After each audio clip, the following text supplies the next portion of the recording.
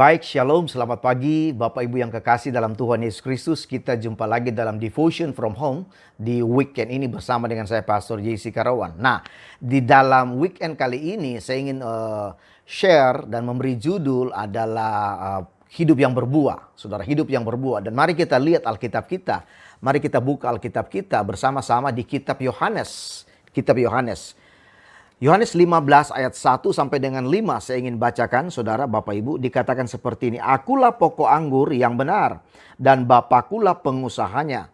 Setiap ranting padaku yang tidak berbuah dipotongnya dan setiap ranting yang berbuah dibersihkannya supaya ia lebih banyak berbuah. Dikatakan kamu memang sudah bersih karena firman yang telah kukatakan kepadamu.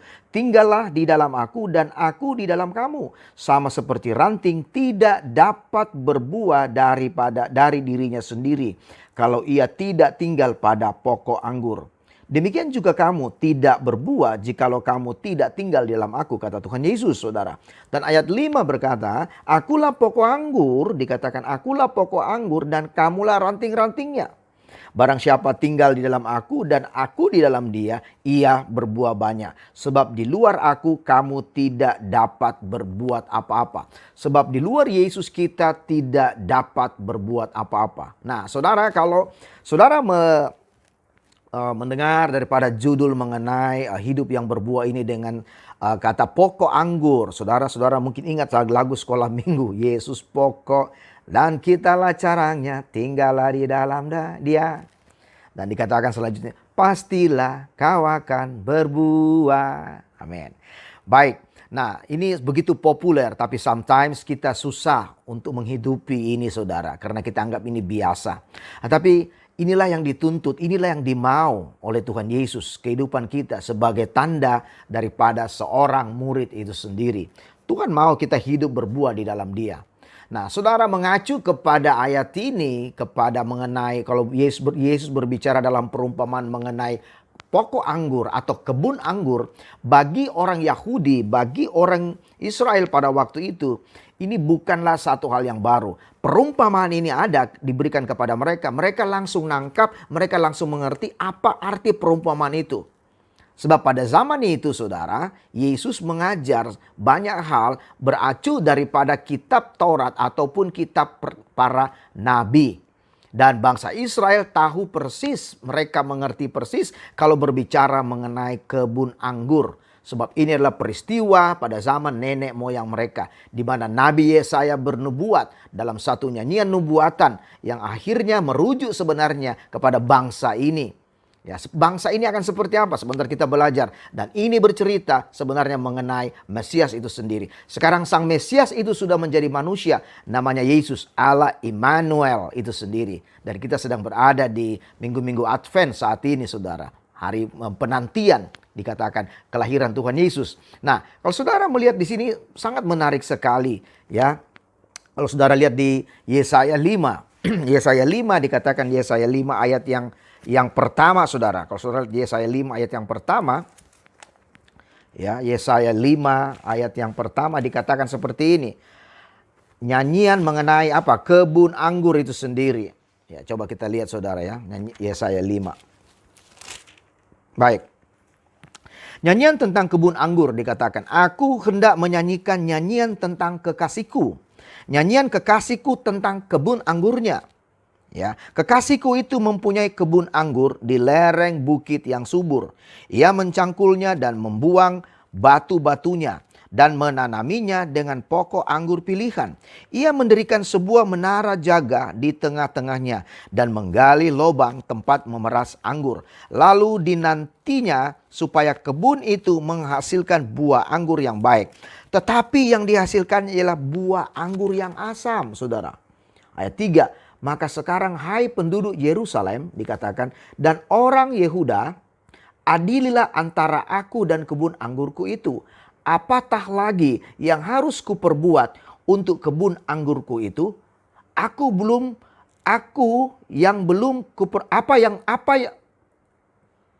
Apakah lagi yang harus kuperbuat untuk kebun anggurku itu yang belum kuperbuat kepadanya? Aku menantinya supaya dihasilkannya buah anggur yang baik. Mengapa yang dihasilkannya hanya buah anggur yang asam? Bapak Ibu, ini menarik sekali. Di mana nubuatan Nabi Yesaya mengenai bangsa Israel, kalau kita melihat, di mana bangsa yang keras kepalanya, bangsa yang tegar tengkuknya, yang mana bangsa yang dipelihara Tuhan, ya bangsa pilihannya Allah pada waktu itu, saudara. Dan sepertinya bangsa ini menjadi bangsa eksklusif, saudara. Dan dipelihara, dijagai oleh Tuhan. Nah, dilambangkan seperti Israel ini seperti satu ladang kebun anggur. Dan pengusahanya ialah Allah itu sendiri, saudara. Dan apakah yang dilakukan Tuhan bagi mereka? Dikatakan seperti Allah itu mencangkul, Allah mengharapkan sesuatu yang luar biasa. Buah-buah yang luar biasa daripada kebun anggurnya itu, yaitu bangsa Israel itu sendiri. Dikatakan ia membuang batu-batunya, ia menanaminya dengan pokok anggur pilihan. Jadi dikatakan pokok anggur pilihan. Ia mendirikan sebuah menara, dia berjaga-jaga. Lalu dinantinya, dirawatnya kebun itu dengan luar biasa. Ya, supaya anggurnya itu berbuah. Yang diharapkan adalah pemiliknya, yang nubuatan Nabi Yesaya, adalah anggur yang manis, anggur yang ranum, anggur yang sehat, dan anggur itu berbuah lebat. Tetapi apa yang dihasilkan? Kita melihat dikatakan dihasilkannya buah anggur yang asam. Makanya ayat 3 dikatakan, maka sekarang hai penduduk Yerusalem dan orang Yehuda, adililah antara aku dan kebun anggurku itu. Tuhan mengatakan antara Tuhan dan kebun anggurnya, antara Tuhan dan bangsa ini. Begitu, saudara. Nah, apatah lagi yang harus diperbuat oleh kebun anggurku itu yang belum kuperbuat kepadanya. Artinya, apa yang kurang dilakukan oleh Yahweh Allah pada waktu itu buat orang Israel. Tuhan sudah buat begitu banyak miracle, banyak mujizat. Tuhan memenuhi semua janji-janjinya kepada mereka. Tapi kehidupan mereka, saudara, kalau kita melihat kehidupan mereka seperti naik turun, seperti yoyo, saudara. Sebentar lagi mereka hidup di dalam kebaikan dan mereka berbuat dosa lagi. Mereka hidup berhura-hura, mereka hidup di dalam percabulan, dalam perzinahan. Banyak hal mereka menduakan Tuhan. Dan kemudian sebentar mereka dijajah lagi. Dan kemudian bangsa-bangsa menjajah mereka. Kemudian mereka menangis lagi. Mereka raung lagi. Mereka bertobat lagi. Dan Tuhan mengangkat hakim-hakim yang baru buat mereka lagi. Dan seperti itu lagi. Sewaktu hakim yang baru datang. Mereka bertobat. Dan mereka hidup baik. Dan mereka melupakan Tuhan lagi. Nah, siklus seperti ini, saudara. Padahal apa yang kurang dikatakan Tuhan perbuat bagi mereka. Alkitab mengatakan di Yesaya 5 ayat 4 ini tadi. Aku menanti supaya dihasilkannya buah anggur yang baik. Ada buah-buah yang baik dari bangsa Israel maksudnya. Mengapa yang dihasilkannya hanya buah anggur yang asam? Mengapa yang dihasilkannya hanyalah buah anggur yang asam, saudara? Tidak ekspektasi seperti tuannya. Inilah kehidupan bangsa Israel. Nah, sewaktu Yesus berbicara di Yohanes 15 mengenai pokok anggur, mengenai anggur itu sendiri, ini mau mengingatkan, ini mau memperingati bangsa Israel, orang-orang Yahudi pada waktu itu, supaya mereka berjaga-jaga bahwa hidup mereka punya tujuan. Sewaktu mereka masih dalam pemeliharaan Tuhan, mereka harus berbuah-buah. Dan saudara, benihnya yang diberikan adalah benih yang baik. Dan ini juga nubuatan, benih yang baik di dalam bangsa itu adalah sewaktu Yesus menjadi manusia, saudara. Allah menjadi manusia, Sang Mesias itu. Demikian pun saudara dan saya saat ini. Demikian pun kita. Ya, Yesus adalah benih yang baik, benih yang luar biasa. Dan Tuhan mau kita menghasilkan buah-buah yang baik. Dia mau murid-muridnya menghasilkan buah-buah yang luar biasa. Buah-buah yang baik. Itu hati daripada Tuhan sendiri, saudara. Ini luar biasa kalau kita belajar dan melihat bagaimana Tuhan bekerja kepada bangsa Israel pada waktu itu. Dan juga sebenarnya apa yang dia sudah kerjakan kepada saudara dan saya. Ya, sekarang. Ada pengharapan dari Tuhan supaya hidup kita berbuah. Kalau saudara melihat tadi ayat itu dikatakan ayat pertama kalau kita melihat. Dikatakan seperti ini. Akulah pokok anggur yang benar dan Bapakulah pengusahanya. Amin. Akulah pokok anggur yang benar dan Bapakulah pengusahanya. Akulah saudara. Siapa? Yesus. Nah, karena Yesus mau mengatakan bahwa mau meyakinkan bangsa Israel. Karena bangsa Israel pada waktu itu begitu banyak sebelum kelahiran Yesus, banyak orang, sudah beberapa orang yang mengaku dirinya adalah Mesias dan mencoba mengajar, padahal mereka adalah pengajar-pengajar sesat. Mereka adalah para bidat yang mungkin mengetahui daripada perjanjian lama dan kemudian mulai meniru untuk menyesatkan kepada bangsa Israel ini. Dan bangsa ini trauma. Karena itu waktu Yesus mengatakan, akulah pokok anggur yang benar. Yesus mengatakan bahwa dialah yang dijanjikan itu, dialah yang dinubuatkan oleh Nabi Yesaya. Dan dikatakan Bapakulah pengusahanya. Saudara ingat tadi dikatakan di Yesaya bahwa dialah pengusahanya. Nah, Yesus mau meyakinkan juga kepada saudara dan saya pada pagi hari ini. Pastikan supaya kita mengenal siapa dia, bahwa dialah pokok anggur yang benar. Saudara, jangan hampir benar. Kita tidak sedang mengikuti agama karena kekristenan bukan agama. Kalau kamu hanya agama, saudara, kita akan berbuah, tapi buah kita tidak seperti apa yang firman Tuhan mau. Mungkin kita berbuah, tapi buah kita itu asam karena kita mengusahakannya sendiri, karena kita tidak tercantol di dalam pokok anggur yang benar. Dan siapakah pokok anggur yang benar itu? Adalah Yesus Kristus. Dan di manakah sekarang dia berbicara? Di manakah semuanya itu? Ada di firman Tuhan sekali lagi. Firman Allah. Kita harus percaya inilah firman Tuhan. Ini perkataan Kristus buat saudara dan saya. Saudara, menarik sekali. Ya, kalau kita melihat tadi kita sudah membaca daripada Yohanes, saudara tadi. Ya, Yohanes daripada kitab Yohanes 15 tadi. Ya, menarik karena kenapa, saudara?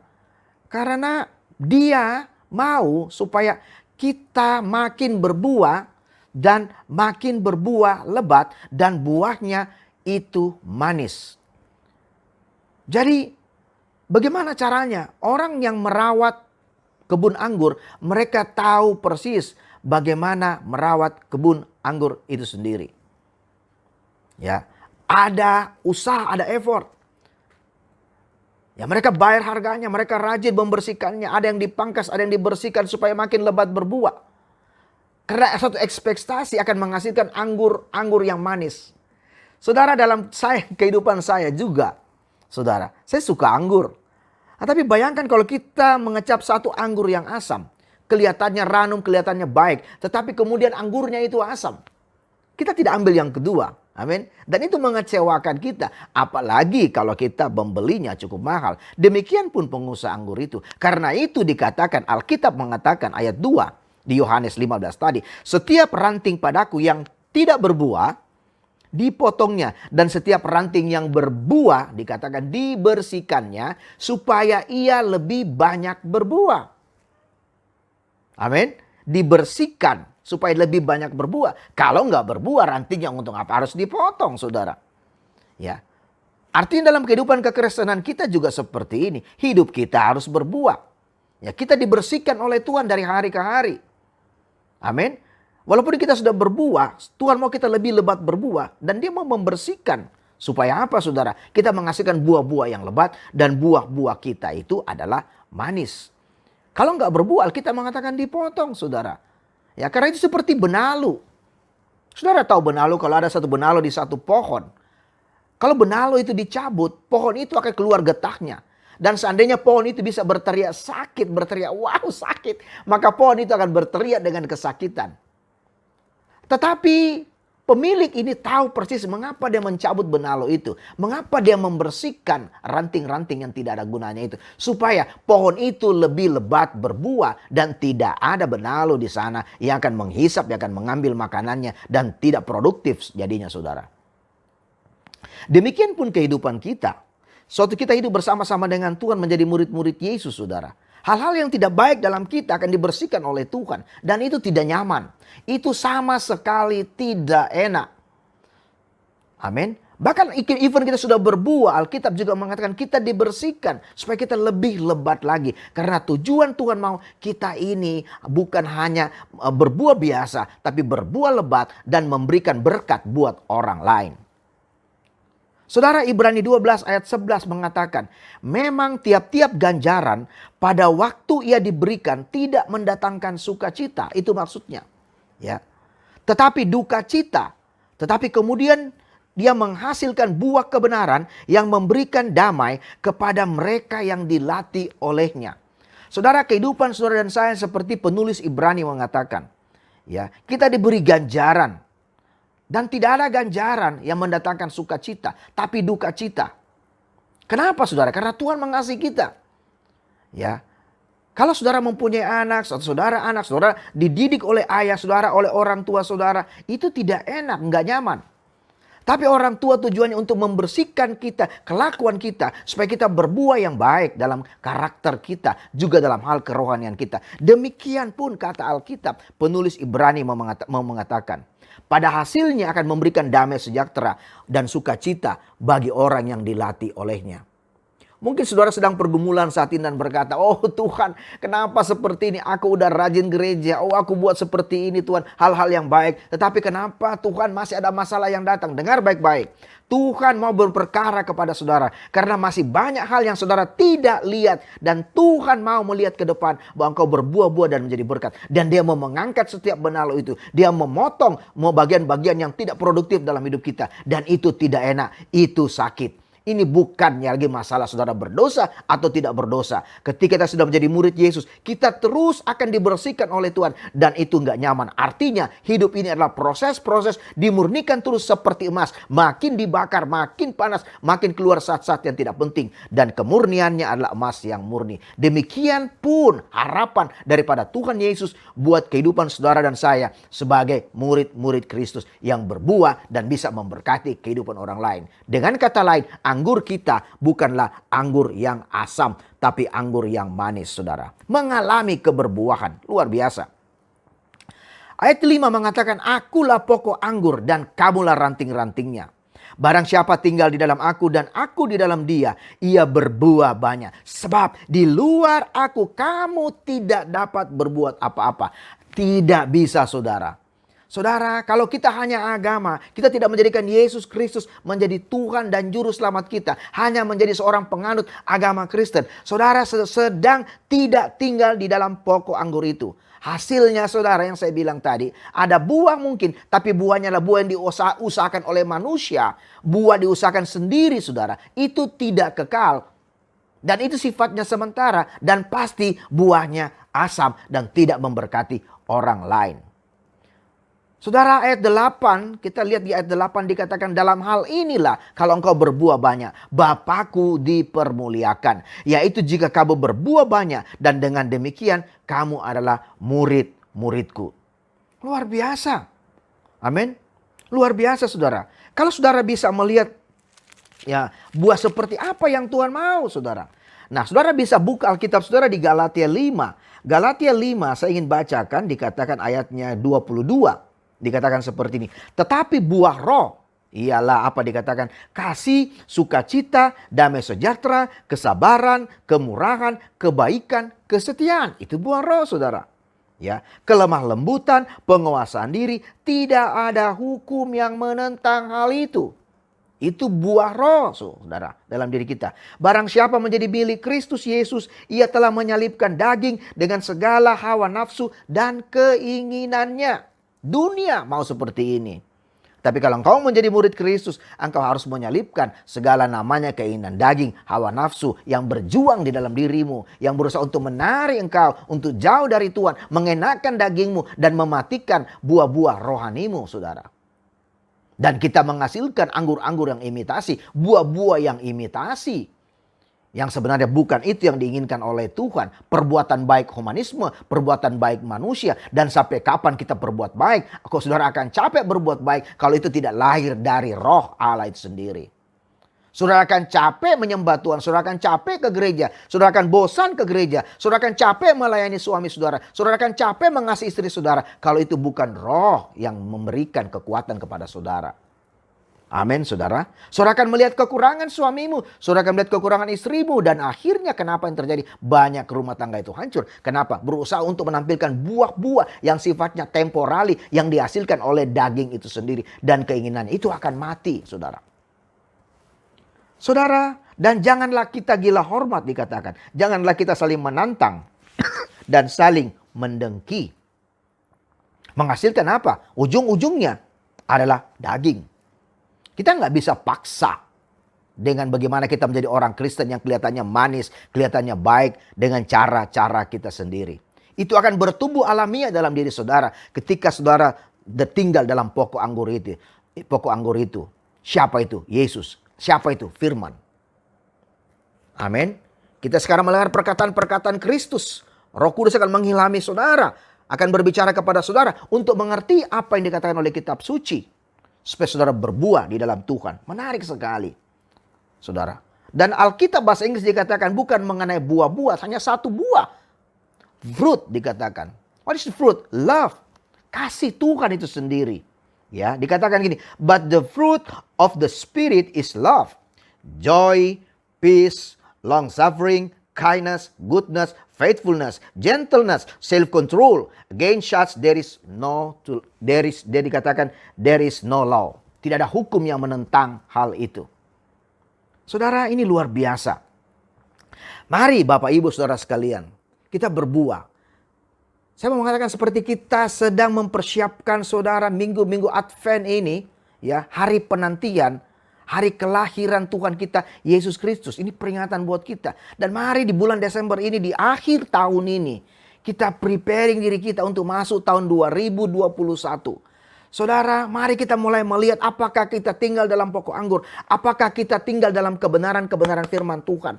Ataukah apakah selama ini kita hanya melakukan aktivitas-aktivitas agama. Saudara boleh menjadi aktivis rohani, tetapi saudara di luar Kristus. Karena kekristenan adalah cara hidup untuk menjadi murid-murid Yesus. Lifestyle kita. Saudara, kalau saudara tinggal dalam pokok anggur, saudara tinggal dalam firman Tuhan, saudara tinggal dalam kebenaran-kebenaran Kristus, hidupmu akan berbuah. Dan suatu orang bergaul dengan saudara, mereka akan merasakan buah-buahmu. Dan mereka bisa minta nasihat daripada saudara. Dan saudara bisa memberi jalan keluar kepada mereka. Saudara, dunia membutuhkan murid-murid Yesus. Dunia membutuhkan saudara dan saya. Karena dunia dalam ambang kehancuran, banyak orang tidak mengerti apa yang sedang mereka alami saat ini. Sepanjang pertempuran yang mereka tidak tahu kapan habisnya dan kenapa ini terjadi. Dan mereka mulai memblame keluarganya. Mereka bahkan mulai memblame satu dengan yang lain. Dan ujung-ujungnya sebenarnya menyalahkan Tuhan. Dan saudara, mereka perlu saudara dan saya untuk mengabarkan Injil keselamatan. Injil yang adalah kabar baik buat mereka. Nah saudara, diibaratkan kita, kalau kita punya kebenaran firman Tuhan, maka kita akan bisa memberkati begitu banyak orang dalam kehidupan konteks rohani mereka, menyelamatkan keluarga mereka, menyelamatkan bisnis mereka, menyelamatkan pelayanan mereka. Ketika saudara sungguh-sungguh akan dipakai oleh Tuhan. Doa saya supaya saudara mengerti ini, supaya tahun 2021 saudara menjadi orang-orang yang berproduktif di dalam Tuhan. Dan saudara menjadi orang yang punya keyakinan di dalam berdoa. Bukan lagi berdoa apakah doa saya didengar oleh Tuhan atau tidak, tapi saudara penuh keyakinan di dalam doa saudara. Ayat 7 berkata, jikalau kamu tinggal dalam aku dan dalam firmanku, aku di dalam firmanku dan firmanku tinggal dalam kamu, dikatakan, mintalah apa saja yang kamu kehendaki dan kamu akan menerimanya. Minta apa saja yang kamu kehendaki. Ya, tentunya sesuai dengan firman Tuhan. Minta yang sesuai dengan firman Tuhan. Pertanyaan saya, apakah Yesus membatasi akan apa yang kita minta kepadanya? Pernahkah Tuhan membatasi doa-doa saudara dan Tuhan berkata, wah itu terlalu sulit aku jawab. Wah itu tidak masuk akal. Enggak pernah saudara. Mengapa kita bisa memiliki keyakinan diri untuk meminta kepada Tuhan untuk apapun yang kita inginkan, sekalipun mungkin itu mustahil. Kenapa? Karena kita tahu kita tinggal dalam pokok anggur. Karena kita tahu doa orang benar bila dengan yakin didoakan akan sangat besar kuasanya. Pertama, jadilah orang benar. Yang kedua, punyalah iman dalam saudara berdoa. Maka kuasa doa itu akan sangat besar kuasanya. Di mana itu? Sekali lagi waktu kita tinggal dalam pokok anggur.